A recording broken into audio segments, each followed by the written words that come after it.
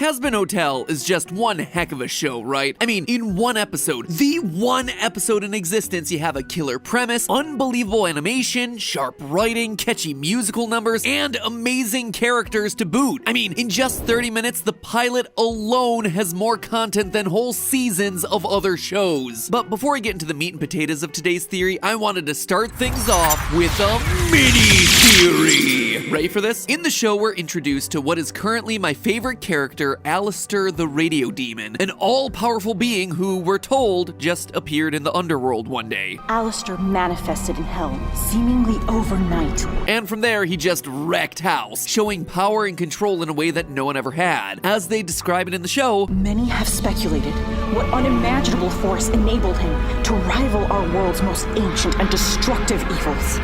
Well, friends, my mini theory is that Aleister the Radio Demon gets his powers from none other than Gravity Falls' own Bill Cipher. Now, let me be perfectly clear on this. I know this isn't true, but the similarities between the two characters are uncanny. I mean, Aleister's microphone is alive. It also has that one-eyed thing going for it, just like everyone's favorite equilateral lad, Bill. Both Bill and Aleister trick you into making deals that you're gonna go on to regret. Both ominously glow when they're making said deals, and the deals of both are seemingly sealed with a handshake. Both are closely associated with mysterious runic symbols that fly in and around them. Both also seem motivated by the same thing, boredom and a large desire to use their powers to create chaos for really no good reason. But all of that's superficial, right? It's all typical deal with the devil business. No, it's the whole radio demon thing that gets me. Aleister's voice in Hazbin Hotel sounds like an old-timey radio, which is cool. It's very creative characterization, but it also just feels random. Too random. They even show an example of the types of radios that he broadcasts on, and they're the type that are pulled straight out of the late 30s and early 40s. Now, why would I care about that? Well, Bill Cipher is most closely associated with one particular song, We'll Meet Again, a love song that was made popular by the singer Vera Lynn. It's a great song, all-time classic. But why I bring it up here is that it was first made famous during World War II, which, wouldn't you know it, just so happened to be during the late 30s and early 40s, the exact time that Aleister's voice is drawn from. The timeline matches up. So could it be that the reason Aleister is so powerful when he first enters the underworld is that he has the powers of Bill Cipher on his side? Probably not. Probably just inspiration the creator of the series got from Gravity Falls. Still, it is my personal headcanon for now. But hey, that's just a theory. A film theory. And look, the episode hasn't even started yet. Hello, Internet! Welcome to Film Theory, where we'll meet again. Do know where, do know when. It'll be 1 week from today when we have another upload, hence why you should subscribe in the next 5 seconds. By the way, while you're down there crucifying the subscribe button, leave a comment. Are you a Gravity Falls fan? And if you are, who is your favorite character? Just curious if that whole mini theory at the top of the episode went over everyone's head. It'd be pretty awesome to see Bill show up somewhere else one of these days. Something tells me not a show where one of the main characters is named after a drug. Then again, he did show up in I believe an official Rick and Morty short, didn't he? So stranger things have happened. Anyway, you know what they say, the devil's in the details. That's not the only place he is. WandaVision, get out of this theory. You're done. You are done. We've dedicated enough theories to you. Get out of here. Anyway, today we're going to be looking into a project that a lot of you have been asking me to do for quite some time. Hazbin Hotel. This dark and very adult comedy aired its pilot episode on YouTube back in October of 2019, before eventually being picked up to become a full-run show in August of 2020. So I was kind of holding off until we heard about a release date or more news, but sadly there's been nothing since. Hopefully we'll find out more soon, because there are all kinds of juicy, weird things going on in this world that I want to go theory sicko mode on, but can't because there's only one episode and 2 short webcomics. I would have just left it alone, but after Hazbin's sister series, heck of a boss, included freaky animatronics, I knew it was my time. Creepy animatronics, not gonna brag, but they're kinda my bat signal. So we'll save the juicy lore mysteries for when there's, you know, a bit more lore in the series to analyze. Instead, what I want to focus on today is the core premise behind the show. The main conceit of Hazbin Hotel is that there's limited room in Hades for souls, and the place is currently full to the brim, resulting in an annual purge event they call the Cleanse. We lost so many souls in and it breaks my heart to see my people being slaughtered every year. Our protagonist Charlie, Princess of Heck, hopes that as an alternative to cleansing each year, she can instead run a hotel that rehabilitates wayward souls so they get sent off to the good place, where obviously they'll meet Ted Danson and eat froyo. So, I've been thinking, isn't there a more humane way to hinder overpopulation here in Hell? Perhaps we can create an alternative way to change souls through redemption? And despite the fact that pretty much every character doubts that she can do it, well, gosh darn it, her and her ragtag band are gonna try. And of course, sing plenty of musical numbers along the way. But the question I want to know, what I need to solve as we wait for any news about this series, is what she has to do to make a difference. Like, if her goal is to replace the cleanse by rehabilitating enough souls to clear out room and heck, how many souls are we talking about here? How big does this hotel have to be? Just how outlandish are Charlie's plans? Long story short, when the population of Hades is bursting, what is it gonna take to reach an equilibrium? Perfectly balanced, as all things should be. That's right, theorists. Today we're pulling a classic reverse Thanos by balancing the population, except this time everyone's already dead. So let's start by outlining this crazy universe. Between the two shows helmed by creator VivziePop, we've been told a lot about the machinations of this underworld. We learned from the opening song of Helluva Boss Episode 2 that there are 7 rings in Heck, similar to the layout of Dante's Inferno, -2. And if the 7 rings collapse, although the day could be my last, you will be okay. There might have been 9 at one point, as the 9 circles are referenced in the pilot episode of Hazbin. What in the 9 circles makes you think a single denizen of hell would give 2 about becoming a better person? But since then, apparently it's collapsed back down to 7, with each being named after one of the 7 deadly sins. However, despite there being a bunch of ringed layers Attack on Titan style, only the top ring, the Pride ring, matters for our calculations today. You see, according to this official post on Twitter, quote, dead sinners can only exist on the top ring, Pride. Other rings house native-born demons, and human souls aren't allowed to travel between the rings. Oh, and Canadians are kept elsewhere because of reasons. There's a town for the Canadians in Hell. It's just little Canada. The It's Canadian part of Hell is just called Heck. it's just Don't you love it when lore is made up on the fly during a live stream? Now, as I mentioned earlier, because space in Heck is so limited, each year, exorcists sent from heaven are tasked with wiping out enough souls to make room for next year's sinners. And maybe that'll be fodder for a new theory after we get some more episodes. Wait!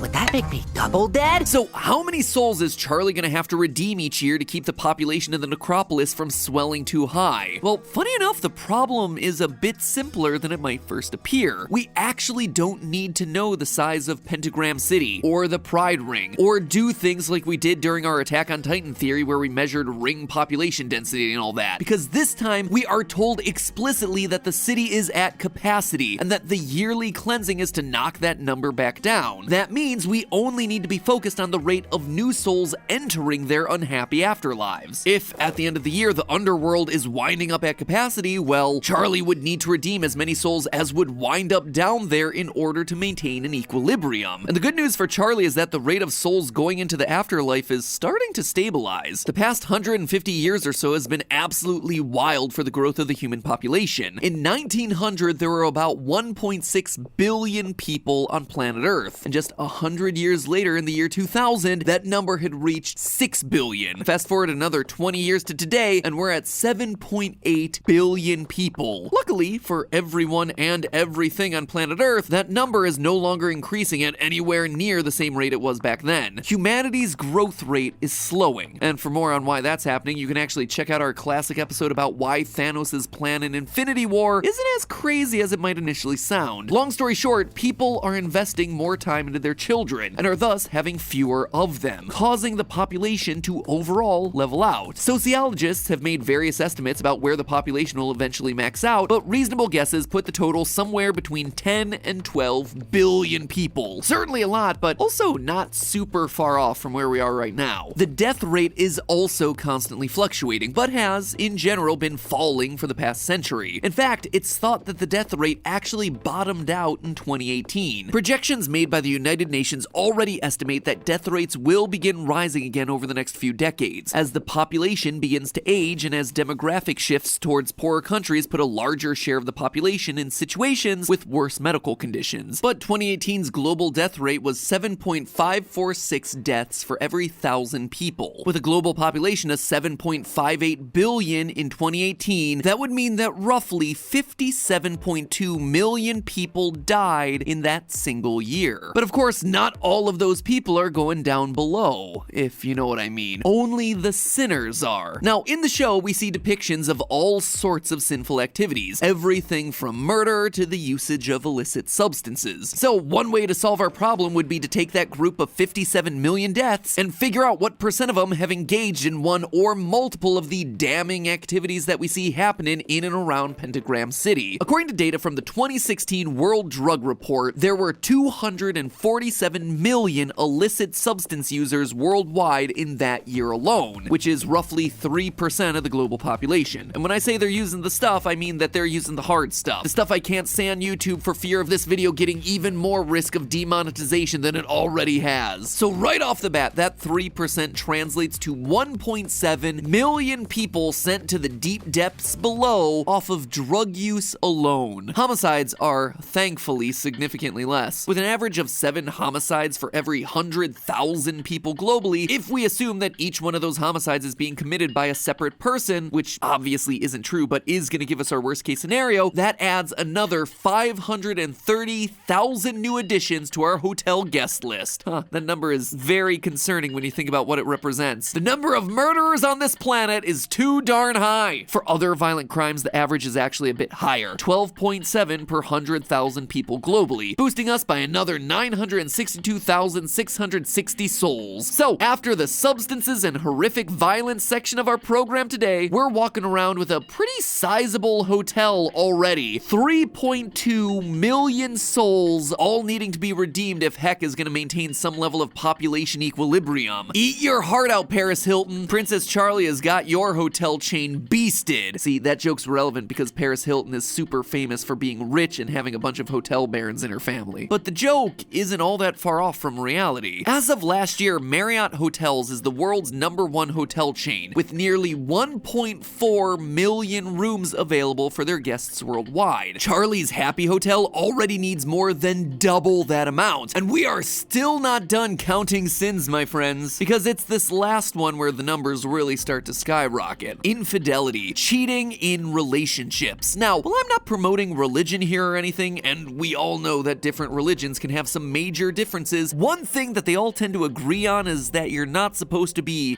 coveting your neighbor's wife and all that. But despite those warnings, humanity certainly seems to be doing a lot of coveting these days. According to an exhaustive review of research done on committed relationships published back in 2005, 40% of unmarried relationships and 25% of marriages see at least one incident of infidelity. Another survey roughly backs this up. 20% of men and 13% of women admit to having a fling with someone other than their spouse while married. So I'm gonna split the difference here and say that, I don't know, roughly 30% of people are skeezballs who have cheated at some point in their life. Y'all suck. As someone who was cheated on in the past, I hope the radio demon eats your heads off. And it looks like he's gonna have plenty to feast on because that suddenly jumps us up by, get this, another 17.3 million sinners, sending our grand total to 20.5 million new sinner denizens of Pentagram City waiting to get purged each and every year, requiring the single biggest rehabilitation initiative you could ever need. Might want to consider getting more help for that front desk there, Charlie. Now, obviously, a lot of these people might be overlapping in their sins, right? Not all of these are mutually exclusive to each other. So maybe I'm going about this all wrong. Maybe this isn't about me judging other people based on their sin totals. Maybe the difference between heaven and heck is like those stupid reviews that you have to do at your job. A self-review. Assess yourself for how well you're doing at your job. I mean, why is this a thing? Like, this drove me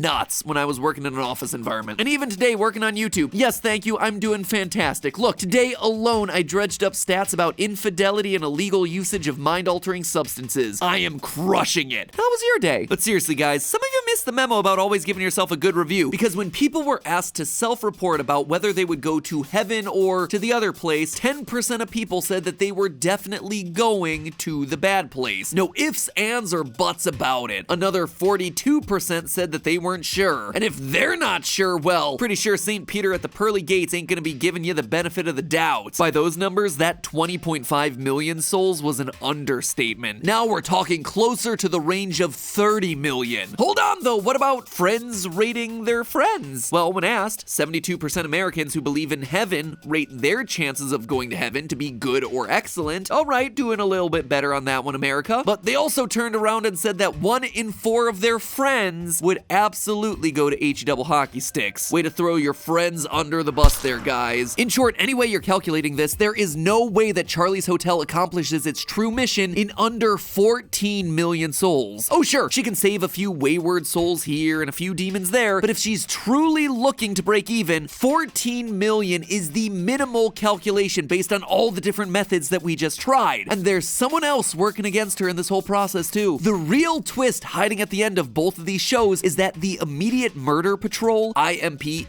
the organization that we follow in the sister show Helluva Boss, is gonna be working directly against Charlie and her goals. The imp is powered by a grimoire that they stole from a demon named Solace. In his very first appearance, Solace asks the imp team to kill someone who's spreading the truth about global warming, hoping to increase that death rate we were talking about earlier. He's trying to convince people global warming exists. Doesn't it? Well, yes, but more people die if nothing is done about it. Solace is specifically trying to increase the population of souls despite already existing overcrowding. It's almost like the two shows are working directly against each other. One is about souls getting out of heck, the other is about souls getting in. So will Charlie manage to create a system that's capable of saving some 14 million people or more a year? Or will the native demon's plans ultimately stop her? It's honestly a fascinating dichotomy because the two shows are so clearly poised to clash against each other. Either side could end up the victor, and while Charlie may seem the more traditional protagonist to end up winning the day, these shows are anything but traditional. So I guess we'll just have to wait to see what creator VivziePop has in store for us when the full show eventually drops. But until then, it's all just a theory. A film theory. And before you check out for the week, let's give a big thank you to today's sponsor, the world's premier streaming service for horror, thriller, and supernatural content, Shudder. Much like Hazbin Hotel, Shudder is filled with countless dead souls of the most despicable variety. Gotta admit, Charlie would have one heck of a time trying to redeem some of these guys. But hey, that's what makes horror films so great, right? The worse the villain, the more exciting the movie. And with Shudder, you get access to all the most exciting horror, supernatural, and thriller movies out there. The largest collection of acclaimed horror movies and series streamed right to your favorite devices for just $5.99 a month. We're talking access to their unique collection of exclusive and original films, series, and classics, all ad-free. And new titles are being added weekly. Both old classics like the Nicolas Cage cult movie Vampire's Kiss from 1989, and new favorites such as the Golden Globe-nominated film for Best Foreign Language Film, La Llorona, both of which we watched last month. Vampire's Kiss was actually my choice for Valentine's Day date night, and I may or may not have been misled by the title. Steph, on the other hand, chose La Llorona for us to watch last week because she had heard such good things. One of us clearly has more refined taste. If you're not familiar with it, La Llorona blends together the terror of both myth and reality into a devastating expose of the genocidal atrocities against the Mayan community in Guatemala. It won Best Film at the 2019 Venice Film Festival and was an official selection to Sundance 2020. It is not a light-hearted romp through the roses, my friends, but I can say that it is a great movie that I highly recommend you check out when you're in the right mood for that sort of thing. Let me just say, we did not choose to watch that one on Valentine's Day, and probably a good decision. Anyway, that's just a small selection of what Shudder has to offer, so go and take a look for yourself. I am positive that there is going to be a bunch on there that you're going to absolutely love. All you need to do to try Shudder for free for 30 days is go to shudder.com, that's SHUDDER, as in, ooh, I've got a cold chill down my back, Shudder, not, ooh, I'm going to shut the windows with my shutters, and then make sure you use the promo code Film Theory on your way out. That's FILMTHEORY, Film Theory. You will not be disappointed. You will be shaken and a little bit scared. Perhaps you will have peed yourself a little bit, but you will not be disappointed. Honestly, after watching Shudder for the past few months, I've had to add a few more lights to my recording closet. Fun fact, I used to record all my audio just from the light of my phone screen. Yeah, not anymore. Thanks a lot for that one, Shudder. We're talking tanning bed levels of illumination happening in here. Anyway, go check it out. Only $5.99 a month for countless hours of horror. Now, if you'll excuse me, I need to go check out yet another Nicolas Cage movie for an upcoming theory. And in the meantime, I'll see you all next week.